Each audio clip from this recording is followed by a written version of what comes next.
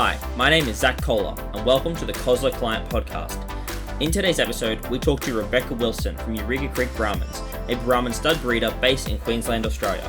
We discussed with her how Eureka Creek got started and what to look for when you're purchasing Brahman cattle, and much, much more. If you want to find out any more information about anything we talk about in this episode, you will all find it in the video description below. Okay, let's get into this episode. Beck, welcome to the Kozler Client Podcast. Thanks for coming. Thanks for inviting me, Zach. I'm excited. Can you just tell everyone a bit about yourself and what your business does, Eureka Creek Brahmans? We breed high-quality stud-grade Brahman cattle for predominantly the stud market rather than the commercial meat-producing market. The stud now is 3 generations. It was originally started by my parents, Barry and Pauline Bowie. I'm currently managing the herd, and my daughters Cassie and Nancy are both heavily involved and coming into the business as well. So it's a full family business through all those generations. Yes, it is, and my partner Brad is now is heavily involved in the business as well. Yep, that's fantastic. You mentioned that you run a stud business. Can you just tell everyone the difference between what the difference between a stud cattle and commercial cattle business is?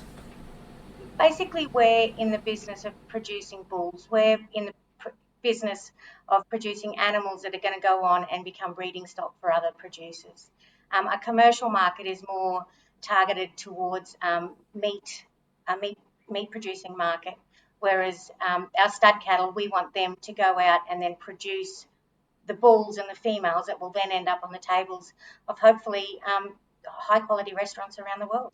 Yeah, so it's the higher end market of the cattle industry, is what you're saying. Yes, it is. Yes. Yeah, no, awesome. So what is Eureka Creek doing differently compared to other people in the stud market? Like, what's your niche that you sit in? There's a lot of high quality stud producers across the world in the Brahman breed. We've been fortunate enough to have had close association with a lot of people in numerous countries. Eureka Creek has evolved in both Australia and the US, and I guess we've used those contacts and knowledge from across the world to try and produce a really high quality animal that can go on and be fertile, but most importantly, at the very end of the day, produce the best quality meat for the Australian and the world markets. So you mentioned that you have a Brahman cattle. What's the difference between Brahman cattle and other breeds? Like, what's special about them? I think Brahman cattle are the most hardy breed in the world. Australia has one of the harshest climates available to try and produce animals. We have severe drought, severe flood, hot weather. Brahmans just have that ability to be able to handle the heat, handle the extreme of any weather conditions. They can and do well in colder climates, but they specifically thrive in the warmer climates, like Australia and then the southern end of the US. And they're also extremely predominant over in South Africa and a lot of those warmer countries. Yeah, sounds perfect for the Australian climate anyway. What drew you to the cattle industry? You said you've been in this for 3 generations, so I assume it come from your father and come through your family. But what got you involved? What was the thing that really drew you to it and wanted to get involved in this industry and take it over? I think it's just in your blood. It's something, we've had cattle as young children growing up and horses and in the livestock industry. I went through to college, agricultural college, and become involved in the show cattle, and it just becomes something burning in my blood. We then, as a young adult, I moved to the United States and really was uninvolved in the industry for a few years, and it didn't take long for us to purchase our first animals, and then I just continued on in the United States to have something to come back to when we eventually, moved back to Australia. Yeah. You mentioned you're in the United States. Is there much difference between the stud market in the United States compared to Australia? Yes.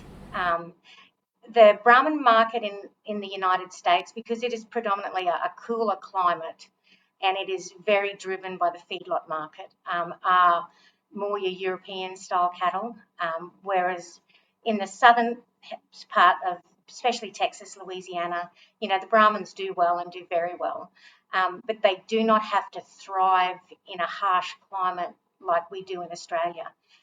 The Americans, I think, have put the most amount of beef on Brahman cattle, that they've really stepped up the whole standard of the meat quality. They've done incredibly a lot of good testing, and keeping our beef tender, keeping it juicy, keeping it in premium markets. However, those cattle then have to be able to come back and live in the harsh Australian climate. So we need to find more of a balance in Australia to still have that real beef cattle, but they also have to be structurally sound, and they also have to be able to produce and reproduce in a harsher climate without so much of the really good feed that they get, in the smaller paddocks in the United States. Yeah. So you're trying to get that mix. You're trying to bring cattle like the genetics from America over that have that beef on it, but then also the hardiness of the Australian market, and bring them together, sort of find that happy medium. Is that right? That's exactly right. It's to find that balance. I think everything we do in the Brahman business is balance. You sometimes have to forego one trait to get another trait, but at the end of the day, we need to have all the traits to a certain level and standard. And the perfect animal would be the greatest beef animal that is completely structurally sound and has a calf every 11 months. And we're all striving to get that. It's just we need to do it through selection of both phenotype and genotype. Yeah, definitely. What is your favorite thing about what you do? Like, it sounds like you said it's in your blood. It's something or your family's always been in. But like, what's the thing you're like? God, I love this so much. Like, what's that thing for you? To have a calf born and then grow up and just be what you're looking for. We work really hard, both both in the office, studying genetics, seeing the history, what has become.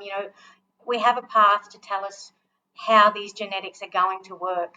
And then to put that into the phenotype of an animal, you look and say, okay, what's going to work with what? And when it works, it's jackpot, and it's the greatest feeling. It's the greatest high you'll ever get to have all your hard work actually come to fruition. Yeah, that sounds amazing. What's something that you found that, like, going through this, that you think that people don't really understand about the stud cattle market? Like, something that people misunderstand a lot? And are there any common myths you would like to debunk about the stud industry as well? Oh, not really. As I said, there's a lot of really good producers out there that have done a lot for both all the beef market and the Brahman market as well. Um, I think we're all striving for the perfect animal. We're all striving to to help each other too. It's a really good industry to be part of. So I don't really believe there's any myths out there. I think it's just everybody needs to keep working together and helping the Brahman breed and the beef breed, or the beef market in general. So what goes into making a stud bull ready for sale? Like, I'm sure that sounds like there's a hell of a lot of work that goes in it from birth right up to the sale point. Can people that don't really understand that, what can you really sort of elaborate on what that is and what goes into that? For a top end beef animal or stud animal, it starts 10 months before with lining up AI programs, IVF programs, embryo programs. It starts long before the calf even hits the ground. And then, of course, there's the watching and waiting for the baby to be born. And we like to really uh, educate our cattle and have them where they're extremely quiet, where we know that they're going to be able to go into any environment, and their attitude's going to be friendly, be nice. So everything starts, yeah, it's a full-on process all the way through. From weaning, we teach them to be scratched and sometimes led if we'd like to do showing. It's the feeding program is really important so that we get them to the highest genetic capacity that they can get, but then also being able, not hurting them in the same time, where that they can still reproduce. There's no problems with feet and legs. It's a real fine balance. As I said, balance is just about everything we do in this industry. And then through to the sales, we have scan them, we DNA test, We test for ribeye area. We semen test. There's a lot that goes into the sale. I always say the very last thing we do is put a paint brand on them, and if you can't have your number right, that's the rest of it is very small. But it's a long process. Yeah, it sounds like a hell of a lot of time. How much hours go into, like, say, a bull? What do you reckon that would be? Like, if you said right from the AI right through, like, how many hours of work actually go in per bull? You reckon? I couldn't even imagine to count them, Zach, and I think I'd be really scared if I did. Um, but a lot of it's that job. It's not a job if you love what you do, and it's Hmm. the kind of industry to be in. Nobody's in it just for the dollars. We're all in it because we are truly passionate about our cattle and the breed in general. Yeah, it sounds amazing. It sounds more like it's like science and art and that lifestyle that comes together that makes it all. Where you're not just breeding an animal for the numbers. That they're really they're really your friend as they grow up, and it's really it sounds like a really caring process that you put through the entire thing. Oh, it is. Like we truly nurture them. They're almost, they're our livestock and they're our livelihood, but they're also our friends and our mates. Brahman cattle are one Yeah. of the cattle that truly do learn to love you. You know, People talk that maybe there might have been temperament issues in the past, but they're truly one of the most affectionate breeds of cattle that you will get. They're a joy to have around. Yeah, is it hard to let them go? Like if you built this relationship with one of the cows or one of the bulls, is it hard to see them go, or is it a celebration when they end up leaving? Actually, no, it's not hard at all because they're going out to do what they were born to do. Especially a bull, he's going to go out and have a lovely pen of ladies that are going to love him and nurture him for the rest of his life, and he gets to eat grass and have the joys of life. So, as much as you miss them, it's never hard to let them go because they're going out to do and be what they're supposed to be. We just got to borrow them for a little time. Yeah, just appreciate the time you had with them. Is that it? Yeah, exactly, exactly. So what are some of the things that you wish you had known before you had started in the beef industry, and like some of the biggest lessons you've learned, like being in it for the amount of time you've had been in it now? Um, every day is a learning curve. And I think we're going to continue to grow in the industry with science and technology. So, and we are continuing as a market, as a beef market, to move into like uncharted territory. So the skills that my family and my father taught me as a young girl, I still use today. The ability to be able to look at an animal and judge them for their phenotype, to be able to know that that animal is going to be able to do a particular thing for a particular herd, because it's just like anything. Not one animal is going to suit every herd. There's many types of animals that will suit a certain herd, and that comes with knowledge and through and just doing it. I don't think there's anything you could tell somebody that they needed to know before they started in the industry. It truly is, I think, keep your ears open, learn from our peers. We have an amazing amount of really good cattlemen in the Brahman industry, and I think we just need to listen and learn from those. Sometimes what not to do, but mostly the time what to do. There's really nothing that you could guide somebody in one particular way. It's just learning, and I think moving with the times. We've got to be really proactive to keep our market, our beef market in general, and our Brahman market moving with the times. Yeah. If someone wanted to enter into the stud market, if they someone like this, a young person who wants to come in and do this, what advice would you give them? What would be the first steps you think they should take? I think go and visit herds. Don't just buy the first animal you see, because when you visit certain herds, you'll find the animals that are going to suit your paddocks, where you live, what you want to produce. And then, maybe go to a few auction sales without actually buying anything to start with. Have a really clear idea of what you want and where you want to go. And don't be scared to look further than just a handful of people. I think when you first step into it, the prices can be astronomical, but there's always a bargain somewhere. I think depending on your back pocket and depending on your budget, is where you could go. But I think you always need to start with some high quality animals. You can't start with borderline commercial cattle and think you're going to breed up. You really need to start really in the middle to top end.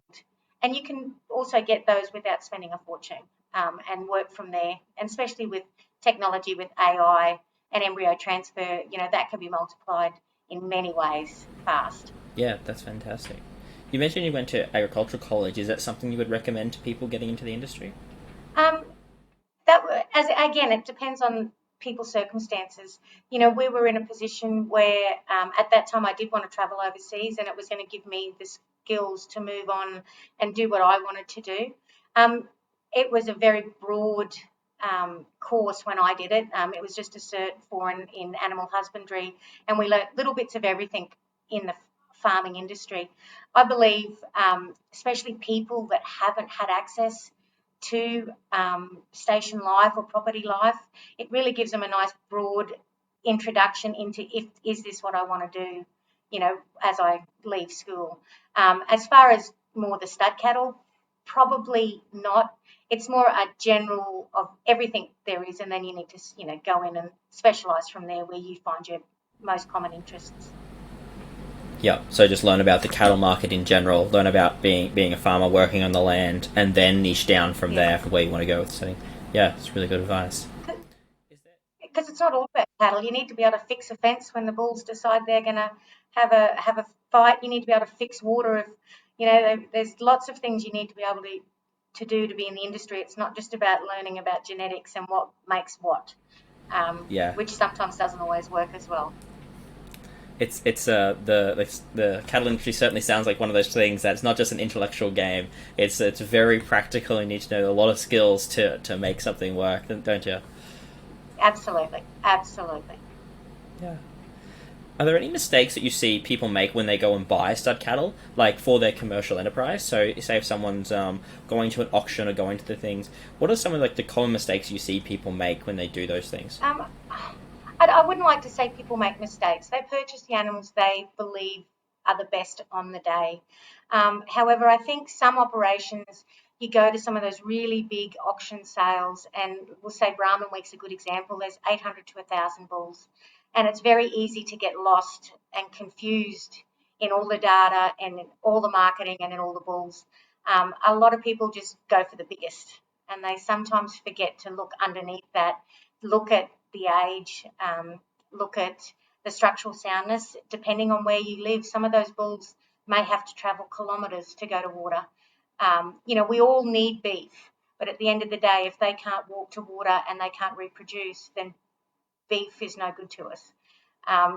So I think a lot of people need to look into the animals more at an auction sale rather than just go by the fattest one and the heaviest one there. I think, you look into the structure and then the fertility. Make sure if it's a bull, it looks like a bull. Four legs going in the right direction. It's really quite basic if you bring it down to basics. Yeah, so people just need to understand what they are looking for their circumstances, whether it would make sure that cow fits or that bull fits, and then making sure that they're not just looking at the top end of the market, making sure that they're selecting bulls or heifers that are going to actually fit their specific herd and their specific environment. Is that correct?